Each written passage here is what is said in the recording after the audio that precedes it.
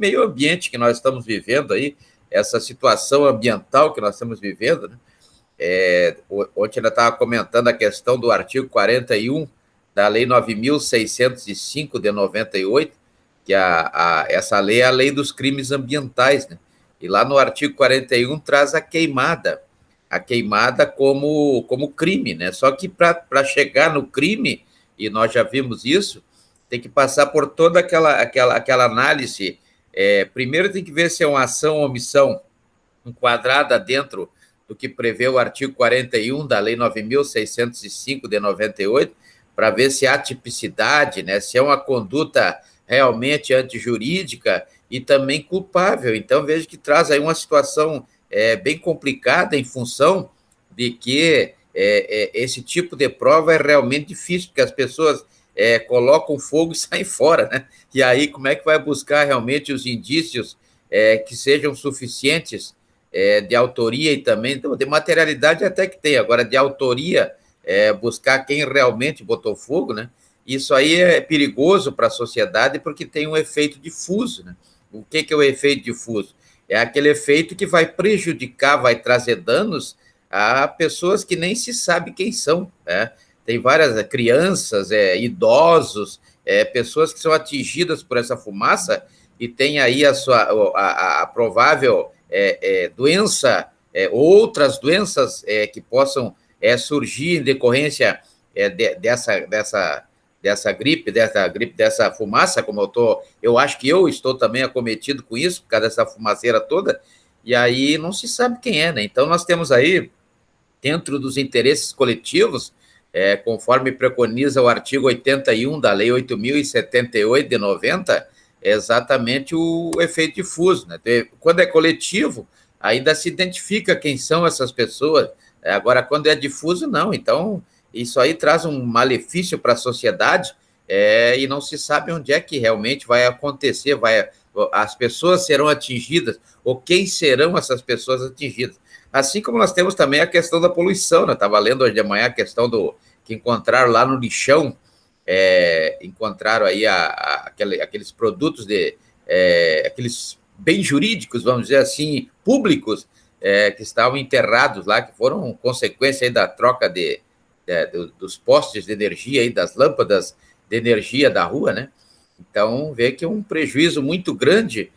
Primeiro, prejuízo econômico, porque, na verdade, que aquilo ali pertence ao povo, né? Todo o bem, como disse Margaret Thatcher, não existe bem da prefeitura, não existe bem do Estado, não existe bem da União, todo bem é do povo, que vem do dinheiro do povo, sai do bolso do povo, né?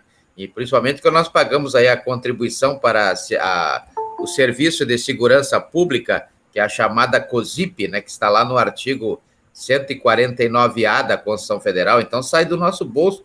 Todo mês que nós pagamos a energia elétrica, nós pagamos uma parcela aí exatamente para que a prefeitura ela coloque lâmpadas novas nas ruas, não pode ter essas ruas no escuro aí, porque nós pagamos por isso, todos nós pagamos, então quem paga energia elétrica paga isso aí, é a COSIP, né? É uma contribuição que serve exatamente para a segurança pública, está lá no artigo 149A da Constituição Federal. Além disso, tem o dano da poluição, né? A poluição é um crime, está lá no artigo 54 da Lei 9.605 de 98, é um crime ambiental, né? Então, como crime ambiental, deverá haver aí exatamente a mesma situação, né? E aí, quando eu olho para essa balancinha, não sei se os senhores estão vendo aí na frente, nesse post, essa balancinha, né? A balancinha é que traduz tudo que eu estou falando, porque a balancinha é exatamente o que acontece no devido processo legal, ou seja, a pessoa comete um crime e aí o Estado vai ter que exercer aí o seu poder de jurisdição. O que é o poder de jurisdição? O poder de jurisdição ele é um poder que o Estado tem de dizer quem tem direito, quem não tem direito. O Estado, então, vai julgar, né? O Estado vai pegar essa pessoa e vai fazer ele passar por um julgamento, onde ele terá a oportunidade do contraditório e da ampla defesa, com todos os meios e recursos a ela inerentes, como prevê o artigo 5º, inciso 55 da Constituição Federal. Eu acredito que os senhores já deram uma olhada, e isso aí tem que ser uma olhada quase que diariamente no que prevê o artigo 5º, inciso 55 da Constituição Federal, que é onde atua o advogado, né? O advogado, na maioria das vezes, ele atua exatamente nessa parte aí, no crime. Estou falando aqui no caso da infração criminal, né? A infração penal, o advogado ele vai agir mais na defesa, já que todo crime, como disse Michel Foucault, é um dano à sociedade, sendo um dano à sociedade, cerca-se de um interesse público, né? Então, falou em crime, falou em interesse público. E quem tem o papel constitucional previsto lá no artigo 127 da Constituição Federal para zelar, para tutelar o interesse coletivo, o interesse público, é o Ministério Público, né? O que está lá no artigo 127 da Constituição Federal. E se crime é um interesse público, é um interesse coletivo, uma vez que o dano praticado no crime não é para uma determinada pessoa, não é para B, não é para C, não é para A, então é um dano a toda a coletividade. Sendo a toda a coletividade, então, quem tem que tutelar isso aí através do exercício da provocação, ou do direito de provocação, lá do artigo 5º, inciso 34, a linha A da Constituição Federal, é o Ministério Público, que ele é o titular da ação penal, como prevê lá no artigo 129, inciso 1º da Constituição Federal. Então, o artigo 129, inciso 1º da Constituição Federal, diz que o Ministério Público, o promotor de justiça, o procurador de justiça, tanto no âmbito estadual quanto no âmbito federal, por exemplo, lá no Ministério Público Federal, através da Lei Complementar número 75, né?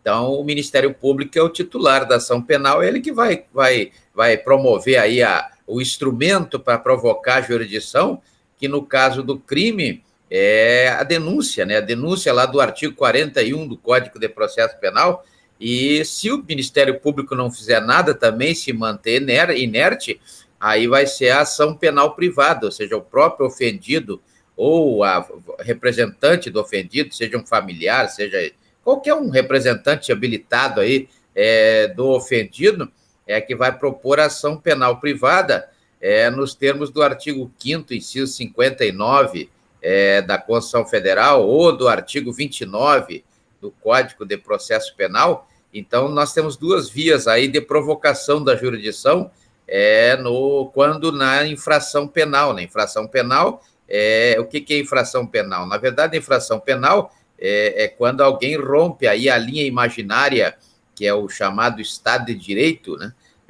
Conforme prevê o artigo 5º, inciso 2º da Constituição Federal, onde diz que ninguém é obrigado a fazer ou deixar de fazer alguma coisa, senão em virtude de lei, né? Então, lá, quando alguém rompe essa linha imaginária, aí comete uma infração penal. Essa infração penal, ela poderá ser o quê? Poderá ser um crime, né? Um crime, como diz o artigo 1º do Decreto-Lei 3.914 de 41, ou se não, poderá ser uma contravenção penal lá do Decreto 3.688 de 41, né? Então, veja que nós temos essa infração penal quando alguém rompe essa linha imaginária, e essa linha imaginária é o Estado de Direito. E o Estado de Direito surge da onde? O Estado de Direito ele surge exatamente da aplicação do contrato social, que é a vontade da sociedade, né? O contrato social, que é a vontade da sociedade, sobre o estado de natureza, né? Lembro quando eu falei aqui em Thomas Hobbes, falei em John Locke, falei em Jean-Jacques Rousseau, né? Que eles tiveram a ideia de criar esse contrato social para terminar com aquele estado de balbúrdia, né? Aquele estado de guerra, de confusão, que é o estado de natureza.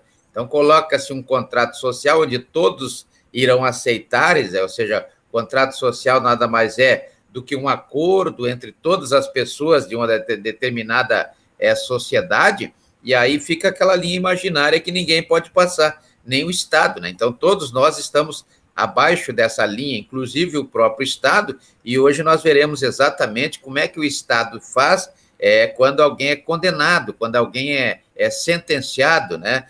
Quando lá na sentença, com base no que prevê o artigo 381 do Código de Processo Penal, uma pessoa é julgada e condenada, e aí ela vai cumprir a pena, né? Então, nós vamos ver hoje exatamente